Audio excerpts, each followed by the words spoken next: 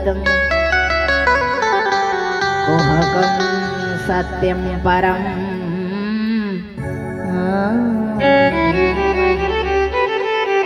निगमं कल्पतरोरगलितं फलं सुखमुखयमृतद्रवसंयुतं पीवताया भागवतं रसमालयम् मोहरं रसिका भुवि भावुका।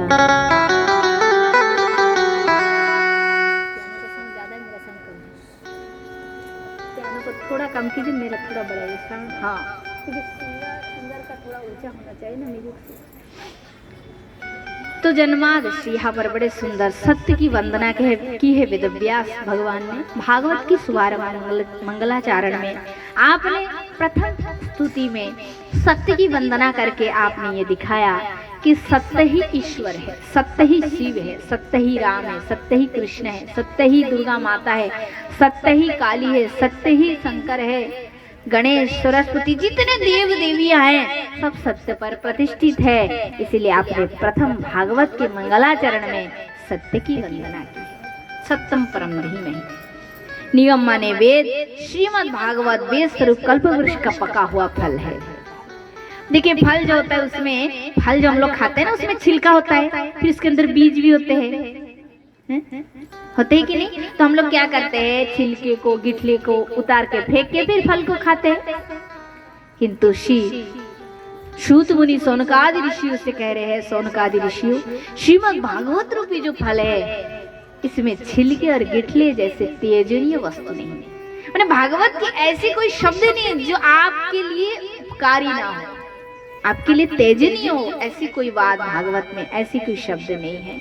सब हमारे लिए परम कल्याणदायक है, उपकारक है। भागवत की प्रत्येक शब्द, प्रत्येक वाणी, प्रत्येक श्लोक। तो इसका अर्थ ये कह रहे हैं कि भागवत जी में छिलके और गिठले जैसे तेजनी कुछ नहीं है, केवल रस ही रस भरा है।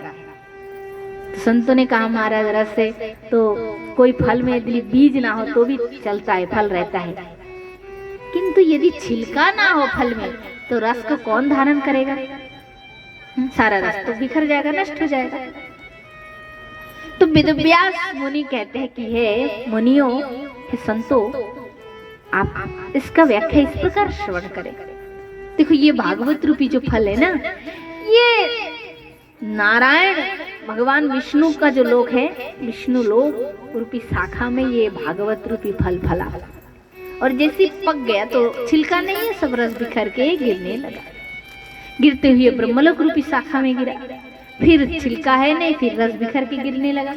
फिर यहाँ से फिर नारद रूपी शाखा को प्राप्त हुआ ये रस, फिर नारद रूपी शाखा से व्यास रूपी शाखा में गिरा और व्यास रूपी शाखा में जब ये भागवत अमृतमय फल का रस गिरा तो सुख रूपी तोता आए और सारे रस को आस्वादन किए। तो सुखमुख अमृत द्रव संयुतम, सुखदेव मुनि के आधारा अमृत इसमें मिल गया, जिसके कारण ये भागवत और अमृतमय हो गया, मधुमय हो गया। तो सुखमुख अमृत द्रव संयुतम पीवतम भागवतम रसम आलयम। व्यास जी क्या कह रहे कि मनीषी भागवत रूपी रस को तुम बार बार पान करो, करते जाओ। बोले कब तक? आलय, जब तक तुम्हें मोक्ष प्राप्त ना हो जाए, प्रभु की चरणों की प्राप्ति ना हो जाए। आलय माने घर, अपनी घर तक, अपने स्थान तक, गंतव्य स्थल तक तुम जब तक ना पहुंचो तब तक श्रवण करते रहो। बोले जीवन भर कथा सुने फिर मोक्ष नहीं मिली, फिर क्या होगा? बोले कथा जब तक तुम्हारा सुनने जैसा, श्रवण जैसा श्रवण नहीं होगा तब तक जन्म होता ही रहेगा, और जिस दिन सुनने जैसा सुनना हो जाएगा तो तुम्हें मोक्ष मिल जाएगा। मोक्ष नहीं मिले फिर जन्म होगा, फिर सुनो, फिर मर जाओगे, फिर जन्म होगा, फिर सुनो। बोले कब तक? बोले आलयम, फिर वही मोक्ष सुनते ही जाओ। भगवत कथा कभी पुराना नहीं होता है, भागवत जी की कथा कभी पुरानी नहीं होते नहीं होते। भागवत कथा नित्य नवीन है, नया है। क्यों? क्योंकि भागवत ही कृष्ण है। कृष्ण और भागवत में कोई भेद नहीं। राम और रामायण में जिस प्रकार कोई भेद नहीं, राम और रामायण, राम और राम की कथा एक ही है, उसी प्रकार कृष्ण और कृष्ण की कथा भी एक ही है। तो कृष्ण जिस प्रकार नित्य नया है, कृष्ण कथा भी नित्य नवीन है, नया है, कभी पुराना नहीं होता है। तो कथा सुखमुखा द्रव संयुतम पीवतम भागवतम रस आलयम मुहुरम रसिका भूवि भावुका। भागवत के रसास्वादन कौन कर पाते हैं? कौन? रसिक, भावुक। रसिक माने जो कथा का रस लेकर जो श्रवण करते, उसे कहते रसिक। भावुक माने जो भगवान की कथा श्रवण करते हुए भाव में डूब जाते हैं, उसे कहते भावुक। मुहुरम रसिका भूवि भावुका। इसके आगे सूत मुनि सोनकाद ऋषियों को भगवान की 24 अवतार की कथा सुनाते हैं। सोयचे प्रथमम देव कोमर सर्गमास्तित चचार दुश्चर्य ब्रह्म ब्रह्मश्चर्य मखंडितम द्वितीयं तु भवाईश्वर शातलगतं मही ऊर्धरिष्य त्रिपादंत जोगेश्वर शौकरम बपु नारद नारायण कपिल दत्तात्रेय यज्ञ पुथुमस्सकर्म धन्वंतरी महिनी निरिसिंग वामन परशुराम व्यास श्री रामचंद्र बलराम श्री कृष्ण बुद्ध कल्की मनु पुत्र प्रजापति सुराय। भगवान की अवतार हरि अनंत, हरि कथा अनंत। भगवान की अवतार अनंत है, किंतु 24 अवतार को मुख्य रूप में गिना गया है। एते चांग सकलापुंस कृष्णस्त भगवान स्वयं। भागवत कह रहे, क्या कह रहे? वो कृष्ण ही है जो परिपूर्ण अवतार है। कृष्ण, राम भगवान थे, किंतु कृष्ण राम में इतना ही भेद है कि राम ने कभी कहा नहीं कि मैं भगवान हूं, और कृष्ण ने कभी छिपाया नहीं कि मैं भगवान हूं। राम कृष्ण दो एक है, अंतर नहीं निमेश, इन्हीं के नयन गंभीर है, उन्हीं के चपल विशेष। दोनों ही एक ही तत्व है, किंतु राम ने कभी कहा नहीं और कृष्ण ने कभी छिपाया नहीं। दोनों ही भगवान है, दोनों ही एक ही तत्व है। कृष्ण और राम एक ही जन है, एक ही पर्सन है, वही ब्रह्म ही है। किंतु राम अवतार में आवश्यकता नहीं पड़ा कहने के लिए कि मैं भगवान हूं, क्योंकि मानव शिक्षा के लिए राम भगवान आए थे। इसलिए जीवन, मनुष्य जीवन कैसे जीना है, पिता का कर्तव्य, पुत्र का कर्तव्य, एक पति का धर्म क्या होता है, समस्त शिक्षाएं भगवान श्री राम ने अपने स्वजन को लेकर शिक्षा प्रदान किए मानव जगत को, मानव समाज को। फिर जीना सिखाकर भगवान ने देखा, जीना तो सिखा दिया, परंतु शाश्वत शांति को प्राप्त होने के लिए तो मेरे स्मरण आवश्यक है। तब खुद कृष्ण बनकर आए, और कृष्ण बनकर आकर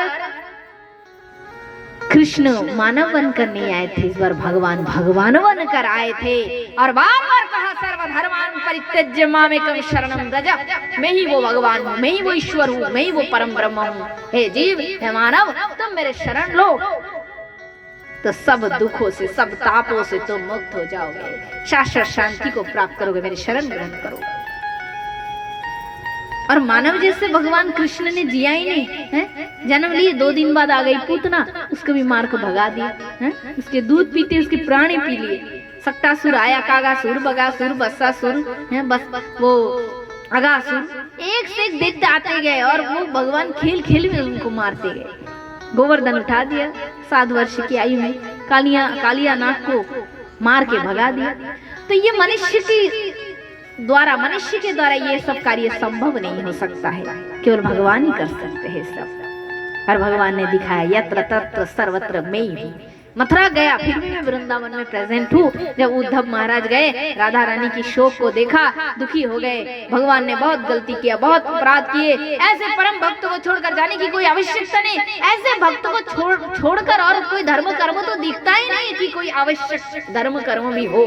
इतना प्रेम, जिन्हें अपने जीवन को, अपनी सुख को सब तिलांजलि देकर कृष्ण कृष्ण कहकर दिन रात कृष्ण की प्रेम विरह में जल रहे हैं।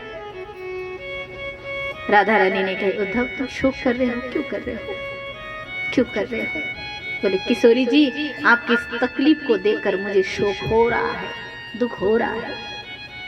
राधा रानी ने कही, नहीं उद्धव महाराज, तुम्हें शोक करने की आवश्यकता नहीं। मेरे कन्हैया, मेरे कृष्ण मुझे छोड़कर कहीं नहीं गए।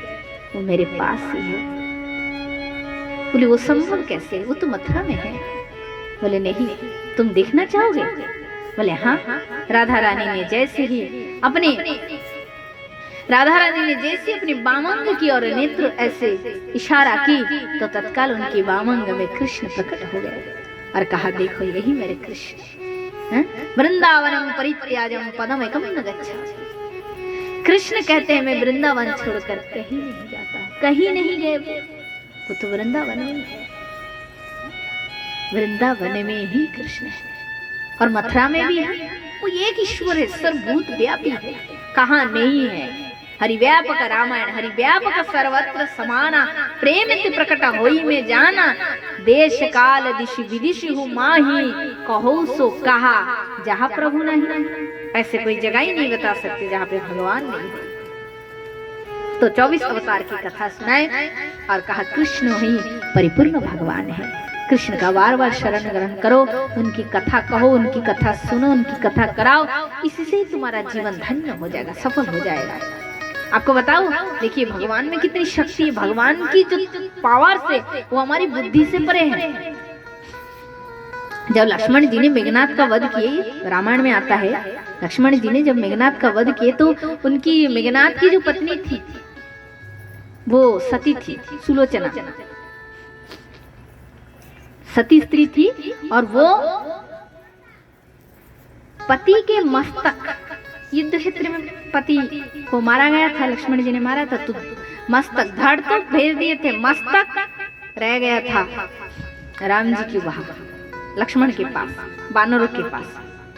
तो सुलोचना गई थी पति के मस्तक लाने के लिए और अति कितने बड़े बड़े बंदर उस समय में त्रेता में, पहाड़ जैसे एक मानव का अपना शरीर था, देह था, बड़े बड़े लंगूर जैसे सारे लाखों करोड़ों बंदर पड़े हैं और उन्हीं के मध्य में भगवान श्री राम के गोद में सिर रखे लक्ष्मण जी सो रहा है। ऐसे सुवित हो रहे मानो कोई नील पर्वत के ऊपर से कोई दिव्य गंगा की धारा बहती हुई प्रवाहित हुई निकल रहे हैं। राम जी की गोद में लक्ष्मण सिर रखकर सो रहा है, विश्राम प्राप्त कर रहा है। गई देवी सुलोचना, बंदरों ने सोचा शायद यही सीता देवी होगी, अब युद्ध वगैरह कुछ नहीं होगा, यही तक युद्ध खत्म, क्योंकि सीता जी को वापस करने आ गए। किंतु श्रीमान विभीषण जी जानते थे, विभीषण जी पहचानते थे कि ये तो हमारे कुलवधु है, कुलवधु। तो परिचय दिए राम जी को, ये हमारे कुलवधु है, मेघनाथ की पत्नी है। तो राम जी के चरण में प्रणाम किए सुलोचना देवी और कहा प्रभु जीवन के रहस्य को आज मैंने जाना। हे प्रभु, वास्तव में ये जीवन मिला ही है केवल आपकी प्राप्ति के लिए, आपकी श्रद्धा के लिए, आपकी भक्ति के लिए। जीवन में आपने करोड़ों आपने नाम कमाया, करोड़ों धन कमाया, करोड़ों यश कमाए, करोड़ों आपने वैभव कमाया, किंतु फिर भी जीवन आपको शाश्वत शांति की प्राप्ति नहीं करा सकते, कदापि नहीं। क्योंकि ये हृदय, ये मन केवल ईश्वर के लिए भगवान ने बनाया। गंगा जमुना सरस्वती समस्त नदियां तब तक बहेगी जब तक वो समुद्र में ना मिलती हो, तब तक गति चलती जा रहेगी। दिन हो रात हो, गंगा जमुना समस्त नदियां बहती जा रही है, बहती जा रही है, दिन रात बहती जा रही है। और गति तब तक है जब तक समुद्र ना मिल जाए। समुद्र में मिल जाती है अपनी अस्तित्व खोकर, समुद्र में मिलकर अपना स्वरूप खोकर समुद्र के नाम से अपना परिचय प्राप्त करती है। तो उसी प्रकार ये आत्मा, ये जीव, ये आए हैं भगवान से, ब्रह्म से, ब्रह्म की अंश। वेद कहते हैं अमृतस्य पुत्र, अमृत का अंश है हम। और जब तक उसी में मिल ना जाए तब तक गतागति बंद नहीं होंगे, खत्म नहीं होंगे, चलते रहेंगे। तृप्ति केवल परमात्मा की प्राप्ति में। ये मन की जितनी ख्वाहिशें हैं, मन हमारा मन क्या चाहते हैं? मन हर समय चाहते हैं अनलिमिटेड सुख। मन ऐसे आनंद चाहते हैं जिसमें कष्ट नहीं, तकलीफ नहीं, नींद नहीं, झुर्रियां नहीं, बुढ़ापा नहीं, कोई बीमारी नहीं, कोई ताप नहीं, कोई कष्ट नहीं, किसी के रोक टोक नहीं। मन इस प्रकार का अनलिमिटेड सुख चाहता है और वो सुख केवल परमात्मा से ही प्राप्त हो सकते हैं जीव को, अन्य किसी वस्तु से संभव नहीं नहीं नहीं। अन्य जितनी वस्तु है वो हमारे जीवन के लिए आवश्यक है। इसलिए अभी 1 बज गए, बहुत ज्यादा भूख लग रहा है, भोजन देने से नहीं होगा तो आवश्यक है, पेट के लिए शरीर के लिए देना पड़ता है, आवश्यक वस्तु है। संसार में जितने हम व्यवहार करें सो आवश्यक वस्तु है, हमारी मन की तृप्ति इसमें नहीं हो सकता है। तो जो बहुत भाग्यवान जीव होता है ना, उन्हें उस परमानंद की परम सुख आनंद प्राप्त होता है। भाग्यवान, बहुत भाग्यवान जीव होता है वो जिस मानव शरीर को प्राप्त करके उस परम ब्रह्म परमात्मा की दिव्य साक्षात्कार प्राप्त करके उन्हीं का हो जाता है, उन्हीं के समान दिव्य स्वरूप प्राप्त करके उन्हीं का हो जाता है। उस दिव्य देहों में हमारी जो दिव्य अंतरमय शरीर है, देह, उसमें न जरा है, न व्याधि है, जन्म, न मृत्यु, न शोक, न ताप, न बुढ़ापा, न रोग, न व्याधि, न पारिवारिक टेंशन, न सामाजिक टेंशन, न मानसिक टेंशन, कुछ नहीं। इन माया की समस्त द्वंद से ऊपर अन्न, श्रीमद् भगवद गीता की श्लोक में इसका वर्णन कृष्ण भगवान ने किए, अन्नहंतर्यात्मा आनंदम स्वरूपमृतम कृष्ण एव अखिलात्मन आत्मनैव। रामायण में आता है स्वरूप भक्ति परम सुख मूला। परम सुख के मूल माने क्या? जड़। हम लोग कहते हैं ये वृक्ष का जड़ है, जड़ कहते हैं, वृक्ष का जड़ होता है, आपने देखा होगा नीचे होता है, मट्टी के नीचे होता है ना पेड़ का जड़, तो उसे कहते हैं शुद्ध भाषा में मूल। भगति परम सुख में मूला मिलते हैं कब? जब संत है अनुकूला, जब संत साधु हमारे अनुकूल होता हो तब इस परम सुखमय भक्ति मिलती है और उस भक्ति योग से आपको अपना स्वरूप प्राप्त होगा। मतलब स्वरूप माने क्या? स्व माने स्वयं, रूप माने अपना देह। देखो हम कुछ भी करें, हमारा ऐसा कभी भाग्य बनता है कि हम लोग बहुत पैसे कमा लिए, बहुत अमीर हो गए, चलो आज विमान में बैठकर स्वर्ग में घूम के आते हैं। संभव है? इस लोक में सब संभव नहीं। स्वर्ग बहुत तुच्छ चीज होता है, भगवान के लोक सबसे ऊपर है। ये भागवत कथा सुनने की अर्थ क्या है? हमारी जो दिव्य भगवान, हमारे अंदर जो दिव्य देह है, शरीर है, वो हम प्राप्त कर लेते हैं। इस शरीर रहते, इस जीवन रहते, इस आयु में रहते हुए और उस दिव्य शरीर में हम भगवान के धाम में रहते, भगवान के साथ उनकी लीला में डूबे रहते हैं, लीला में प्रेजेंट रहते, उपस्थित रहते हैं। ये सब बहुत ऊंची बात है। ऐसी बात है कि मतलब पहले बार जिन लोग सुन रहे हैं उनको तो कुछ भी समझ नहीं आएगा, बहुत बार सुनते सुनते सुनते सुनते अनुभव होगा। बहुत मतलब समस्त भागवत गीता रामायण की सार तत्व यही है कि स्वस्वरूप प्राप्त होकर भगवान के संग खुद को खुद अनुभव करना, मतलब इससे परे कुछ भी नहीं है। यही लास्ट प्राप्ति है, लास्ट एकदम पर जाए। तो जीव की वही सबसे बड़ी ख्वाहिश है। और तब तक जन्म मृत्यु, तब तक ये 84 लाख योनियों में, लाख योनि में हमारी भ्रमण चक्कर चलता रहेगा, जब तक ये चीज हमारा मन की डिमांड नहीं होगी, चाह नहीं होगी। मन की चाह जिस दिन इस चीजों में हो जाएगा, बस शांति।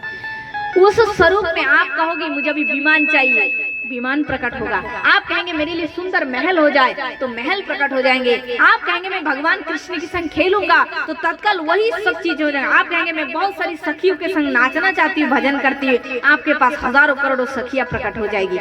ये जागतिक सुख इसके पास अति तुच्छ है, अति हल्का है, तृणों घास से भी नीचा है उस सुख के आगे। इसीलिए सूत मुनि का प्रथम भागवत में यही शौनकादि ऋषियों का प्रश्न सूत मुनि से है, भगवान संसारी मनुष्य के दुख को देखकर इतना दुखी हो रहे संत, इतने सुखिया सब संसार खावे और सोवे, दुखिया दास कबीर जागे और रोवे। क्यों संत दुखी होते? अपने लिए नहीं, अपने स्थान पे वो उनका हो गया, वो कंप्लीट है, वो परम सुख को हो गया, उनका प्राप्ति हो गए। दुखी खाली है इस माया में पड़े अज्ञानी जीवों के लिए, मानवों के लिए है। दुखिया दास कबीर जागे और रोवे। क्यों दुखी है? संसारे मनुष्य दुख को ही सुख मान कर बैठे, यही सबसे बड़ा दुख है। दुख क्या है? शरीर प्राप्त होना ही दुख है।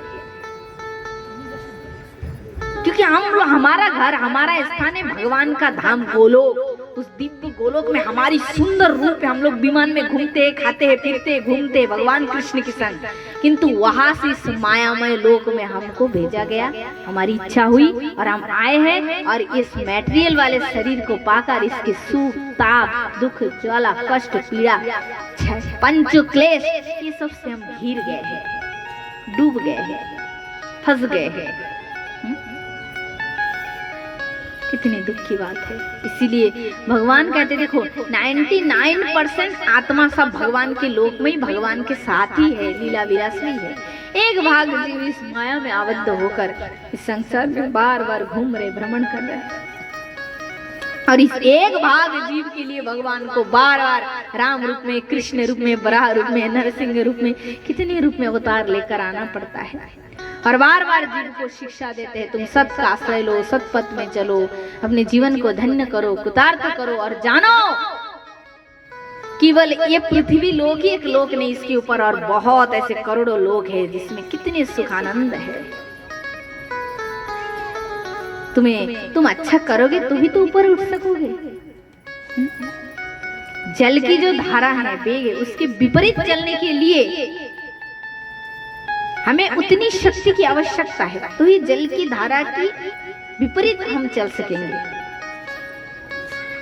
तो इस संसार माया में सबकी गति एक ही और है, काम क्रोध लोभ मद मोह ये षड रिपु के आश्रित होकर सब ये संसार की विषयों की दास बनकर सब चक्कर काट रहे हैं। किंतु इसके विपरीत जाने के लिए संसार की समस्त सुखों की आशा कामना को मन से त्याग करना पड़ेगा और मन की संबंध, मन की कनेक्शन गोविंद से जोड़ना पड़ेगा।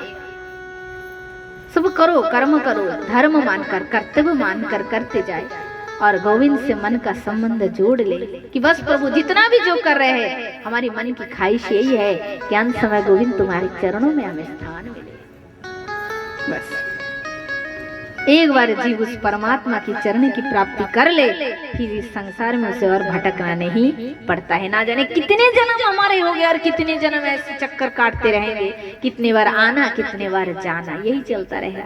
जब तक आत्मा परमात्मा की प्राप्ति ना कर ले तब तक जन्म मरण निश्चित। मर गया मतलब क्या, खत्म नहीं होगी, फिर जन्म होगा, फिर मरेंगे, फिर जन्म, फिर मृत्यु, यही सिलसिला चलते रहेंगे। इसलिए असतमा सद्गमय तमसम ज्योतिर्गमहम मृत्युस्महमृतम गमया। हे जीव, हे मन, तुम असत से सत्य की ओर भागो, सत्य की ओर चलो, मृत्यु से अमरता की ओर, अमृत की ओर बढ़ो। यही शाश्वत है, सत्य है। इसलिए अपने में सतता ही मनुष्य जीवन का सार है। 24 अवतार की कथा सुनाने के बाद यह बात, इसके बाद कुरुक्षेत्र की कथा श्री सूत मुनि ने शौनकादि ऋषियों को सुनाया।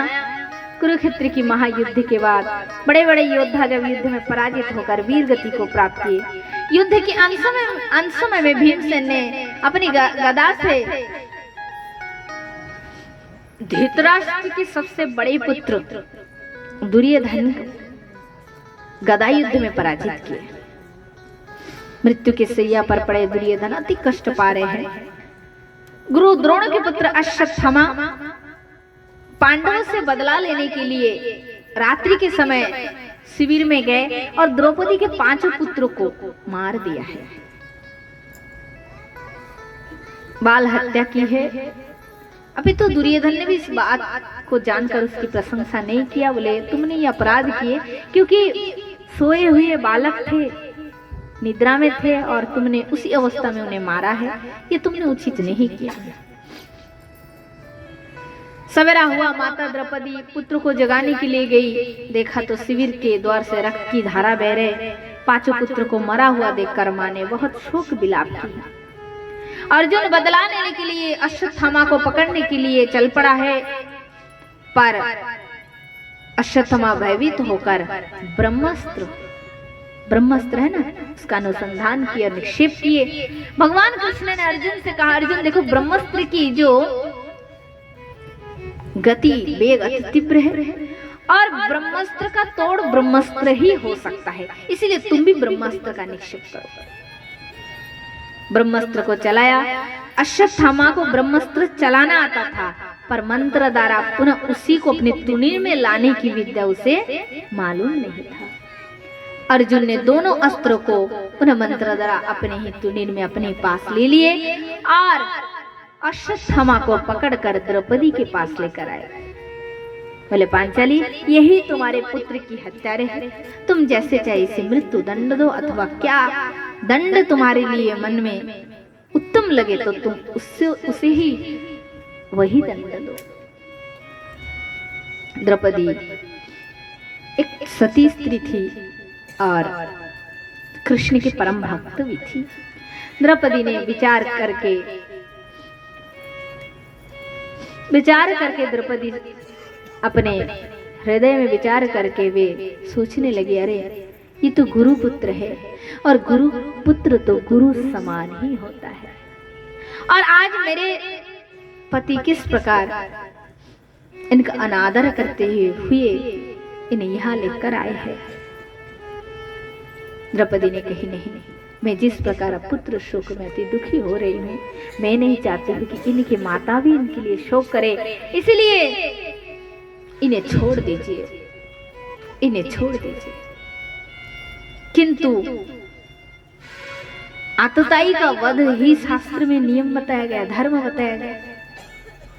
तब अर्जुन ने क्या किए, उसके सिर के जो बाल थे ना, सारे बालों को निकाल लिए और अश्वत्थामा के मस्तक पर एक मणि था, उस मणि को निकाल कर रख दिया।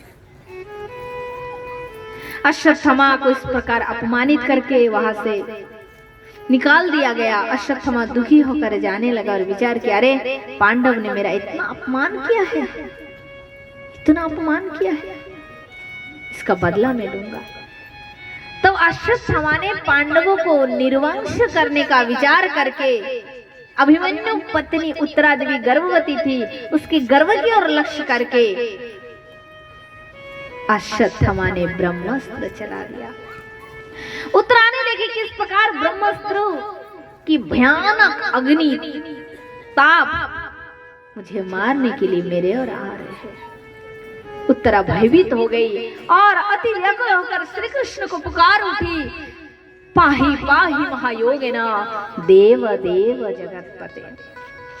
हे जगतपति श्री कृष्ण, मेरी रक्षा कीजिए, मेरी रक्षा कीजिए प्रभु। हे भगवान, मैं मर जाऊं मुझे कोई दुख नहीं, परंतु गर्भ में जो शिशु है यही तो एकमात्र स्कूल दीपक है, स्कूल को चलाने वाला है। भगवान इसका रक्षा कीजिए, रक्षा कीजिए। कहने में देर लगा परंतु भगवान को सुनने में देर नहीं।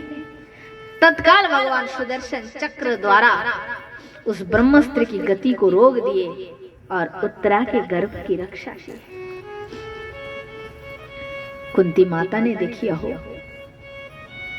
आज किस प्रकार गोविंद ने पुनः एक बार हमारी कुल की रक्षा की है। माता कुंती हाथ जोड़कर कृष्ण भगवान की स्तुति करने लगी। क्या कहते हैं? नमः पुरुषाय तद्दय ईश्वरा प्रकृति परा अलक्षणा सर्वभूतानां अंतरा बाहिरा अवस्थित यथा परमहंसानां मुनिनां अमलात्मनां भक्ति योगो वेदानर्थम कथम पश्यमे ये स्त्रियम। कुंती माता कहते हैं केशव, तुम ईश्वर हो, प्रकृति से परे तत्व हो, अलग रूप में जगत के कण कण में सबके अंदर और बाहर सब जगह समान रूप में व्याप्त हो। वेद आपको नेति नेति कहकर पुकारते हैं, आपका पार आज तक किसी ने ना पाया और ना कभी पा सकता है। मैं एक साधारण स्त्री हूँ, भला आपकी महिमा को मैं क्या गाऊं। बस केशव, तुम्हारे चरणों में नमन करती हो, प्रणाम करती हूँ। कुंती माता की स्तुति सुनकर गोविंद बहुत प्रसन्न, बोले बुआ, बुआ लगते हैं ना कृष्ण की कुंती माता, तो बोले बुआ जी आज आप मुझसे कुछ मांगो, मैं आपसे बहुत प्रसन्न हूँ। और क्यों ना भाइयों में सबसे बड़ा युधिष्ठिर है, युधिष्ठिर भैया से ही पूछा जाए, जिसका जो आज के दिन बड़ा आनंदित हम हैं, क्योंकि आज हमारे बड़े भैया युधिष्ठिर राजा बने हैं, तो इसलिए चाहते सब कुछ न कुछ मांगे हमसे। बड़ा भैया युधिष्ठिर है, युधिष्ठिर जी से पूछा गया आपको क्या चाहिए, मांगिए। युधिष्ठिर जी ने कहा केशव, धर्म में सत्य में मेरा मन सदैव स्थिर रहे, मुझे यही वर दे दो। भगवान ने कहा तथास्तु। भीमसेन जी से कहा गया भैया भीम आप भी कुछ मांगिए, आप क्या चाहते हैं। भीमसेन ने कहा केशव यदि वर देना चाहते हो तो यही दो, घर में तो सब मुझे ऐसे कहते हैं, घर में भोजन बनता है, खाना बनता है तो आधे में खानदान और आधे में भीमसेन, ऐसी कृपा करो कि ऐसे खाते पीते रहे और आपका दर्शन भी प्राप्त होते रहे। भगवान ने बोले तथास्तु। फिर अर्जुन से कहा गया अर्जुन तुम भी कुछ मांगो। अर्जुन ने कहा केशव मेरा तो सबसे बड़ा स्वाभिमान यही है कि शिष्टस्ते स्वाभिमान प्रपन्ना, मैं तुम्हारा शिष्य भी हूँ और तुम्हारा मित्र भी हूँ। दो संबंध है तुमसे, क्योंकि शिष्यता का भाव यदि अर्जुन में ना होता तो गीता का इतना ज्ञान अर्जुन को कभी प्राप्त ना होता। तो मैं तुम्हारा शिष्य भी हूँ केशव और मित्र भी हूँ, तो ये जो संबंध है ना, ये प्रेम है, ये सदैव बने रहे, तो मुझे यही वर दो। भगवान ने कहा तथास्तु। फिर द्रौपदी थी, उनको भी पूछा गया पांचाली तुम भी कुछ मांगो, तुम्हारे मन में कुछ इच्छा होगी तो मांगो, आज बहुत बड़ा खुशी का दिन है, आनंद का दिन है।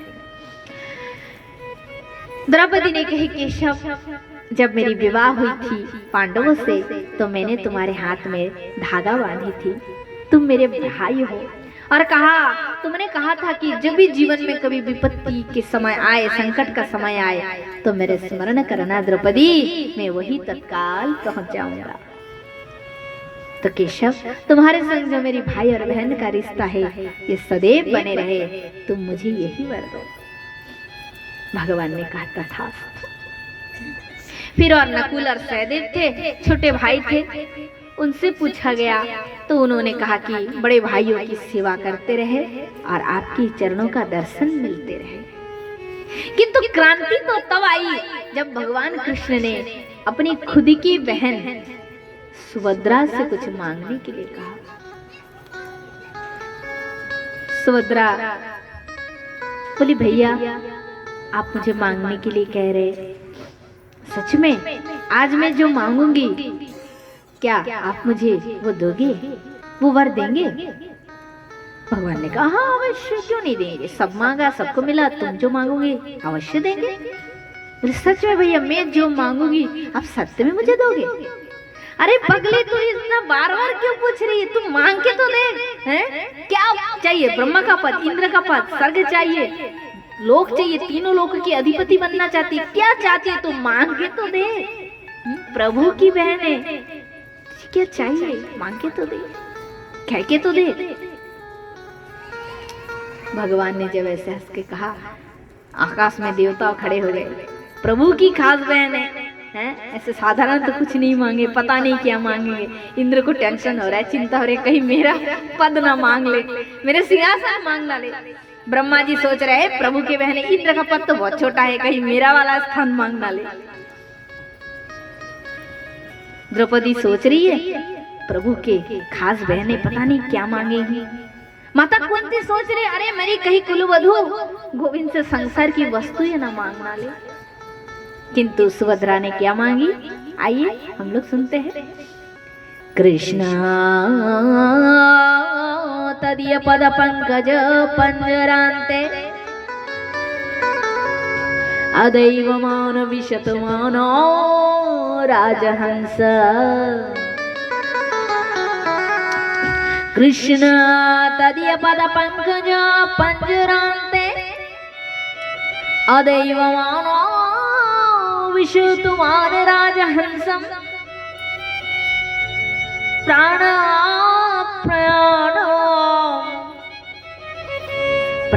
प्रयाण समये कफवात पित्तम कंठोऽवरोधनो विधो स्मरणं कृतश्चिते। देखो सत्य से कभी भागना नहीं चाहिए, सत्य का सामना करना चाहिए। कल मैंने कही थी कि उल्लू चाहता है दिन कभी ना हो और कौआ चाहता है रात कभी ना हो।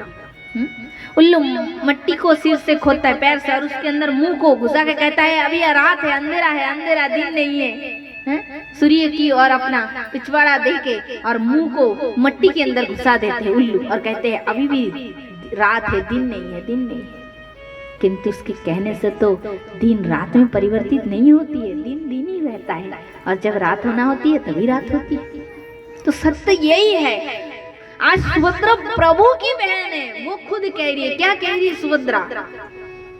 प्राणो प्रयाण समय कफवात पित्तम केशव, यदि तुम मुझे वर देना चाहते हो तो यही दो कि मेरी मन रूपी जो राजहंस है ना, ये राजहंस के संग मन का तुलना किए गए हैं, उदाहरण दिए गए हैं। तो सुभद्रा कहती है प्रभु मेरे मन रूपी राजहंस है ना, आपके चरण रूपी मान सरोवर में हर समय डूबे रहे। बड़े सुंदर कला कौशल से मांगी है। प्रभु तो समझ गए क्या मांग रही है, भगवान समझ गए। भगवान पास है और बोले क्या मांगी तूने? सुभद्रा मेरे चरणों की भक्ति, तू भक्ति मांग रही है। और प्रभु बड़े मीठे सुर से कहते पगली तुझे पता भी है ना लोग मेरी भक्ति कब करना चाहते हैं? अरे सुभद्रे जब लोग बूढ़े हो जाते हैं, कमर 3 जगह से टेढ़े हो जाते हैं, आंखों से कम दिखने लगते हैं, कानों से कम सुनने लगते हैं, बाल पक जाते हैं, लाठी लेकर कपाते हाथ पैर से चलते हैं, तब उस उम्र में जाकर लोग मेरी भक्ति करते हैं। तो इस उम्र में इस उम्र से मेरी भक्ति चाहती है, तू मेरी भक्ति मांग रही है? तो सुभद्रा कहते हैं प्रभु प्राण प्रयाण समय कफवात पित्त, जब इस शरीर से प्राण निकलने का समय आता है तो मनुष्य को आपका याद नहीं आता है। कपिल भगवान बताते हैं ना, आज की कथा में आप सुनोगे, शंख योग में कंठ गुरगुराए थे, कफ से इतना भर जाता है ना, तब उस समय सांस लेने में बहुत तकलीफ होते हैं। उस समय मनुष्य को आपका याद नहीं आता है, भगवान नहीं आता है। क्योंकि जन्म मुनि जन्म मुनि जतन कराये, अंतराम कही आवत ना। जन्म जोगी मुनि जन यत्न करके आपके भक्ति करते हैं, फिर भी अंत में आपका याद नहीं आता है। इसलिए भगवान आप मुझे यही वर दो कि आज से अभी से इसी क्षण से मेरा मन आपके चरणों में लग जाए। क्योंकि बुढ़ापा का कोई गारंटी नहीं, कोई भरोसा नहीं कि बुढ़ापे के समय, मृत्यु के समय आपका स्मरण होगा, इसका कोई निश्चित नहीं है। इसलिए मुझे यही वर दीजिए। पता है जब सुभद्रा ने ये कही तो गोविंद ने क्या किया? दौड़ के गए और गोविंद ने अपने बहन को हृदय से लगा लिया, अपनी आंखों के आंसू से उसके सिर को भिगो दिए और पांडवों की ओर देखकर कहने लगे मेरी बहन है, प्रभु की बहन है, संसार की वस्तु कैसे मांग सकते हैं? केशव की बहन है, मांगे भी तो क्या? प्रभु के चरणों की भक्ति। अब कुंती वो अकेली थी, उनसे कहा गया बुआ आप मांगो। सबने मांग लिया, सबने अच्छा ही मांगा, किसी ने संसार नहीं मांगा, भगवान से मांगो। कुंती बुआ बोली केशव में क्या मांगो? बोले वो मांगो तो सही, तुम्हारे मन में जो इच्छा है मांगो बुआ, मैं प्रसन्न हूँ, मैं बहुत प्रसन्न हूँ। तो कुंती बुआ कहती है, कुंती उवाच विपदा संतुना शाश्वत, विपदा संतुना शाश्वत, तत्र तत्र जगद्गुरु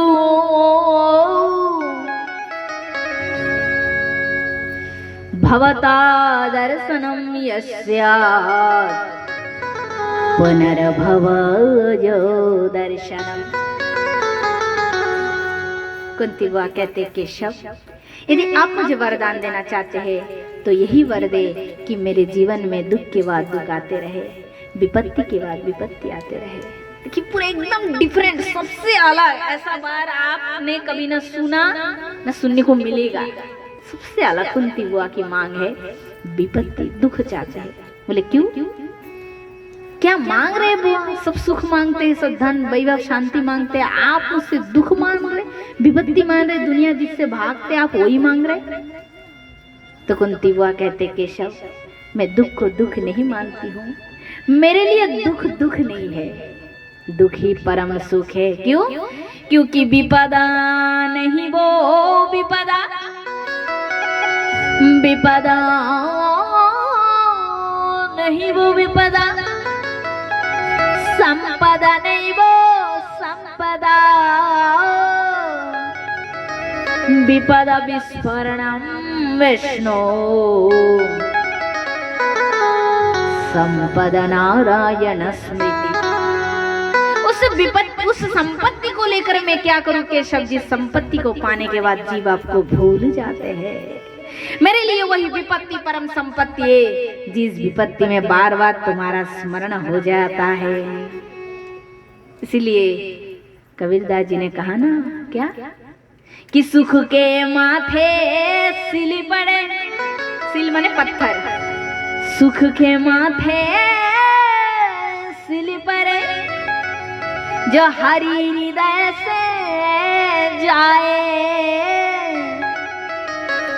बलिहारी व दुख की, जो पल पल नाम जपाए, तो वाके बिहार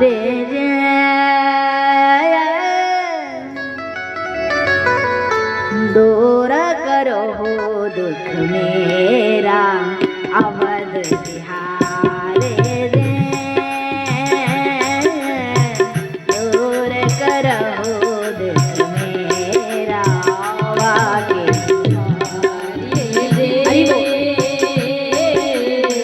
दूर करो दुख मेरा, अवध बिहार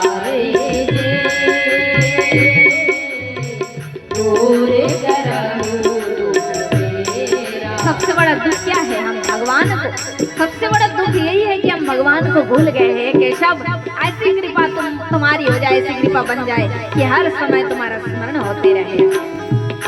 तो बाकी बिहारे जे दूर करहो दुख मेरा, अवध बिहारी जे दूर करहो दुख मेरा।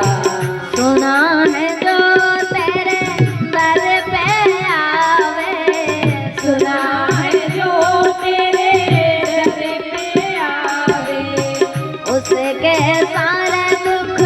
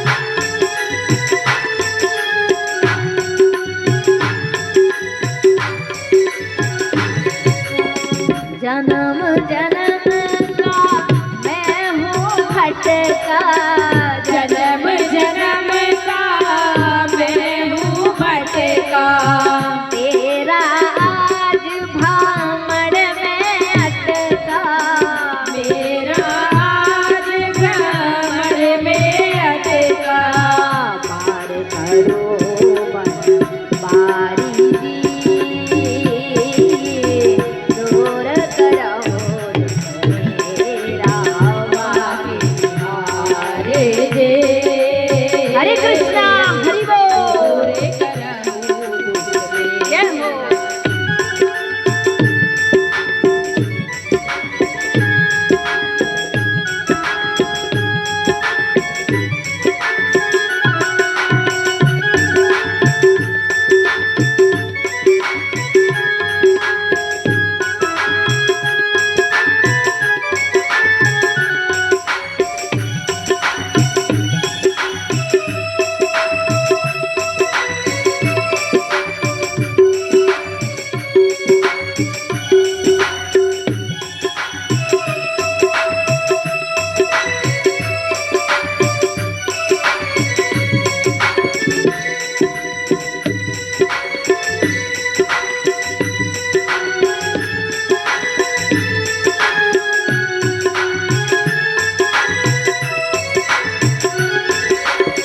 सवरिया हिल्ला गणिका नारी, सबरिया हिल्ला गणिका नारी, सवरी तुमने पार उतारी, सबरी तुमने पार उतारी, हमारी बाहेली दूर करो दुख मेरा, हरे जे दूर करहु मेरा। जब भक्त ने इस प्रकार पुकारे भगवान को तो भगवान में रह नहीं पाए, भगवान में रह नहीं पाए। भगवान आ गए, बोले मैं आ गया तुम्हारी भक्ति से खुश होकर प्रसन्न होकर, मांगो क्या चाहते हो, क्या चाहते हो मुझसे। तो भक्त ने कहा ठाकुर जी प्रभु मुझ पर ये कृपा करिए कि मेरे जीवन में जब अंतिम क्षण अंतिम समय आए तो एक बार अपनी सुंदर मनमोहन झांकी में मुझे दर्शन दे देना। तो भगवान ने कहा ठीक है आ जाएंगे, पर ये तो बताओ कौन से रूप में आए, धनुष लेकर आए कि सुदर्शन चक्र लेकर आए, कौन सा रूप पसंद है तुम्हें। तो भक्त क्या कहते हैं, कौन सा रूप उन्हें पसंद है।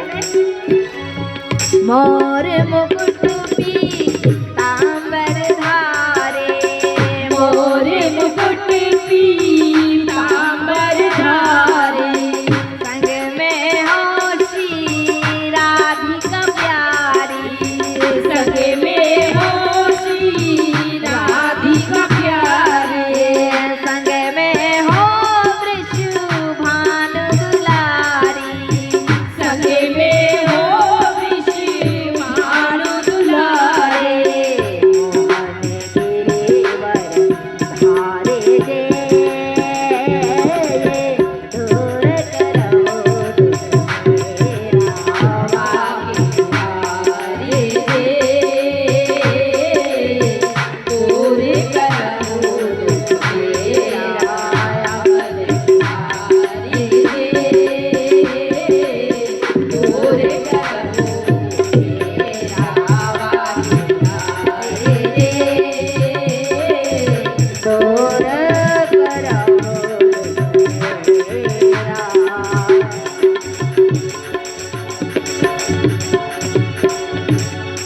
वृंदावन बिहारी लाल की जय जय जय श्री राधेश्याम।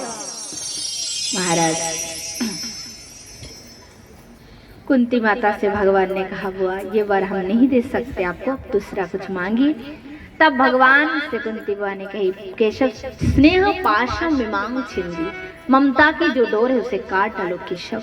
भगवान ने कहा वो तो पहले से काटा हुआ है, मैं क्या काटूं बुआ, वो तो आपकी भक्ति से कट गई है। तो फिर वो कुंती बुआ ने कही केशव जी तेरी चरणों की भक्ति ही दे दे। भगवान ने कहा तथास्तु। फिर इस प्रकार पांडवों को प्रसन्न करके प्रभु पितामह भीष्म जो युद्ध क्षेत्र में सरसैया पर पड़े थे, पितामह भीष्म का समय हुआ देहांत का, तो फिर उत्तरायण का समय आए। उन्होंने प्रथम तो पांडवों को राजधर्म की शिक्षा दी है और उसके बाद अपने मन को सवर से उठाकर गोविंद की स्तुति करते हुए अपने पांचभौतिक देह का उन्होंने परित्याग किया है। और उसके बाद उनके देह का संस्कार करा के पांडव वापस अपने घर प्रस्थान किए है। भगवान श्री कृष्ण अपने द्वारिका प्रस्थान किए और उत्तरा देवी ने सुंदर पुत्र को जन्म दिया, नाम रखा गया परीक्षित। बहुत दिन बाद भगवान श्री कृष्ण अपने नित्यधाम प्रस्थान किए थे। अर्जुन जब द्वारिका गए हुए 8 महीने बाद लौटे और युधिष्ठिर जी को ये खबर बताए, तो पांचों पांडव बहुत वर्ष बाद परीक्षित जी को राजगद्दी सौंप कर पांचों पांडव ससरी स्वर्ग के प्रस्थान किए। और मनुष्य कितने भी बड़े धर्मात्मा क्यों ना हो, यदि जीवन में थोड़ा सा भी अपराध बने रहे, बचे रहे, तो स्वशरी स्वर्ग नहीं जा सकता है, या तो मर के जा सकता है। पांडव जा रहे थे, पीछे पीछे आ गए सब, भीम आ गए, अर्जुन आ गए, नकुल सहदेव आ गए और पांचाली द्रौपदी भी आ गई। चलते चलते अर्जुन के पीछे नकुल और सहदेव थे, दोनों भाई गिर गए। बोले भाई, तब भीमसेन चिल्ला के उठे, बड़े भैया हमारे छोटे दोनों भाई पीछे चल रहे थे, भी गिर पड़े और उच्च पर्वत के उच्च शिखर से गिरा, तो गिरते ही मृत्यु को प्राप्त किया। युधिष्ठिर जी ने कहा, ये अंतिम यात्रा है जीवन के, इस यात्रा में जिसके जीवन में थोड़ा सा भी अपराध गलती का दाग रह जाए, तो वो मर के जा सकते, पर स्वशरी स्वर्ग नहीं जा सकते। तो ये भीमसेन जी ने कहा, बड़े भैया ये तो बड़े आज्ञाकारी थे हमारे भाई दोनों, इनका क्या गलती था, किस दोष से ये अपने स्तर से, अपने पद से, अपने स्थान से च्युत हो गए। तो युधिष्ठिर जी ने कहा कि नकुल और सहदेव बड़ा धर्मात्मा था, आज्ञाकारी था, हमारे हर एक आज्ञा को मानता था, परंतु उनमें भी थोड़ा दोष था। क्या? बोले अपने रूपों का अभिमान था। इस एक दोष के कारण ये दोनों भाई नीचे गिर गए। चलते चलते फिर कुछ दूर बाद द्रौपदी गिर पड़ी। भीमसेन ने कहा, बड़े भैया ये क्या हुआ? द्रौपदी तो परम सती थी, ये क्यों गिरी? बोले द्रौपदी परम सती थी, परंतु इसमें भी एक दोष थी, यही दोष कि द्रौपदी के पति तो 5 थे, हम सारे पांचों में इसके पति थे, परंतु इसका प्रेम अर्जुन में ज्यादा था। इस एक दोष के कारण द्रौपदी गिर पड़ी। कुछ दूर और चलते गए, अर्जुन के पैर फिसलने लगे और अर्जुन भी गिर पड़ा। भीमसेन ने पूछा, इसका क्या दोष था? ये तो कृष्ण का परम भक्त था, जिसको इतना गीता का ज्ञान प्राप्त हुआ युद्ध क्षेत्र में। युधिष्ठिर जी ने कहा, हाँ ये बहुत बड़ा ज्ञानी धर्मात्मा तो था अर्जुन, परंतु अर्जुन में भी एक दोष था। क्या? उसे अपनी गांडी धनुष का बड़ा अभिमान था। इस एक दोष के कारण अर्जुन भी गिर पड़ा। फिर अंत में दोनों भाई चलते चलते कुछ दूर बाद भीम जी के पैर भी लड़खड़ाने लगे और भीम जी भी गिरने वाले थे। गिरते गिरते भीमसेन ने कहा, भैया मेरा क्या दोष था, मुझे भी तो अपना दोष बता दो, मुझे भी पता चल जाए कि मेरा क्या गलती था। तो हंसते हुए युधिष्ठिर जी ने कहा, वैसा विशेष कुछ तो दोस्त तुम में है नहीं, तुम भी बहुत मने भातृभक्त हो, बड़े भाई की सेवा करने वाला हो और बहुत उनकी आज्ञा को मानने वाला हो, परंतु तुझ में भी एक दोष था, तू खाता बहुत ज्यादा था। आहार निद्रा, आहारम निद्रा, सब कुछ में अपने जीवन में विहारम, सब में नियंत्रण होनी चाहिए। जब इस नियंत्रण भंग हो जाए तो वही हमारे जीवन के लिए क्या हो जाता है? बोझ स्वरूप हो जाता है। तो देखो भीमसेन इस एक दोष के कारण वो भी गिर पड़ा। अकेले युधिष्ठिर जी जा रहे थे, विमान आए, विमान में बैठने वाले थे कि इतने में एक श्वान आए, मतलब एक कुत्ता, वो भी पीछे पीछे चल रहा था। तो युधिष्ठिर जी ने कहा कि ये भी पूरे रास्ते हमारे संग आए हैं, इसको लेकर ही हम जाएंगे सर। देवता ने कहा, कुत्ता कैसे जाएंगे सर, हमें विमान पे इसको तो मतलब उठाना ही नियम नहीं है, ये तो संभव ही नहीं। तो युधिष्ठिर जी ने कहा, इस परिस्थिति में मेरा क्या कर्तव्य है? पूरे रास्ते तक ये मेरे पीछे पीछे आया, अब जब विमान में जाने का समय आया तो इसे छोड़कर मैं कैसे जाऊं? युधिष्ठिर जी ने कहा मुझे स्वर्ग नहीं जाना, मैं यही ठीक हूँ, विमान लौटा दो। देवताओं से कहा विमान आप ले जाओ, मुझे नहीं जाना। जैसे ही बोले तो वही कुत्ता जो स्वान था ना, स्वान के रूप में साक्षात धर्मराज थे, वे प्रकट हो गए। बोले तुम्हारा अंतिम परीक्षा था, इसमें भी तुम उत्तीर्ण हो गए, धन्य हो, धन्य हो, तुम बहुत बड़ा धर्मात्मा हो। युधिष्ठिर जाओ, स्वर्ग जाओ, और वहां से तुम्हें अपने स्वर्ग में अपने भाइयों के संग तुम्हारे भेंट होंगे, और वहां से तुम भगवान के नित्य धाम प्रस्थान करोगे। महाराज तब युधिष्ठिर जी गए, और ऐसे भी वर्णन मैंने वृंदावन के बहुत सारे संतों से भी सुना था कि युधिष्ठिर जी जाते हुए नरक के पास से चक्कर लगाते हुए जा रहे थे, तो उन्होंने पूछा कि नरक का चक्कर क्यों? तो देवताओं ने कहा कि आपने जीवन में एक बार झूठ बोला था, क्योंकि पूरे सफेद वस्त्र में थोड़ा सा भी काला दाग हो वो बहुत भारी दिखता है, तो आप पूरे जीवन में सत्य का परंतु एक बार झूठ कह दिया। बोले कैसा झूठ? बोले अश्वत्थामा तो युद्ध में आपने नहीं कहा था, युद्ध में जब अश्वत्थामा के पिता गुरु द्रोणों को मारने का वारी आया था अर्जुन का, तो किसी के वाणी पर विश्वास नहीं हो सकता है केवल युधिष्ठिर को छोड़कर, क्योंकि युधिष्ठिर कभी झूठ नहीं बोलता है, झूठ नहीं कहता है। तो भगवान सिखा दिए थे कि अश्वत्थामा तो कहना है, क्योंकि अश्वत्थामा नामक हाथी को भी मार दिया गया था, भीमसेन ने मारा था। तो अश्वत्थामा तो कहो, अब इनको झूठ कहने का अभ्यास नहीं। बोले नहीं, झूठ तो आप झूठ नहीं, अश्वत्थामा हाथी भी मारा गया, आप कहना जोर से अश्वत्थामा तो। बोले अरे वो तो मैंने कहा था, पर कृष्णा ने मुझे सिखा पढ़ा दिए थे ऐसा कहना, और वो हाथी को भी मारा गया था इसलिए मैंने कहा। भगवान प्रकट हुए, बोले अर्जुन, भगवान ने कहा युधिष्ठिर मैंने तो कहा था, अवश्य मैंने कहा था अश्वत्थामा तो इतना कहो, तुम इतना ही कहते तो ठीक, परंतु तुमने जो बढ़ा के थोड़ा कह दिया ना, नरों की पुंगवा, अरे भैया मनुष्य के हाथी देख लेना। अर्थात युधिष्ठिर जी ने जो कहा था वो पूरा झूठ नहीं था, पर पूरा सत्य भी नहीं था। आधे झूठ के कारण उनको नरक का चक्कर लगाना पड़ा, तो आधे झूठ के कारण ये परिणाम है। और हम जीवन में कितने झूठ बताते जा रहे हैं, उसका क्या परिणाम हो सकता है फिर आप ही सोचिए। तो ये तो भगवान की पार्षद थे, अंत में ये दिखाया गया, लीला से दिखाया जाता है कि कर्म का परिणाम कैसा होता है। अंत में सब भगवान के धाम प्राप्त हुए, परीक्षित जी राजा बने, कलयुग का आरंभ हुआ। कली को परीक्षित जी ने दंडित किया है। 4 स्थान कली को मिला, असत्य, जुआ घर, मदिरा और उल्टा नारी का संग। कली ने कहा और एक स्थान बढ़ाइए, तो कहा परीक्षित जी ने कहा सोना तो तमगुण है, इसलिए अधर्म से कमाई हुआ सोने में तुम्हारा वास होगा। 2 नंबरी से कमाते ना छल कपट से, तो उस सोने में तुम्हारा वास होगा। परीक्षित जी घर चले गए।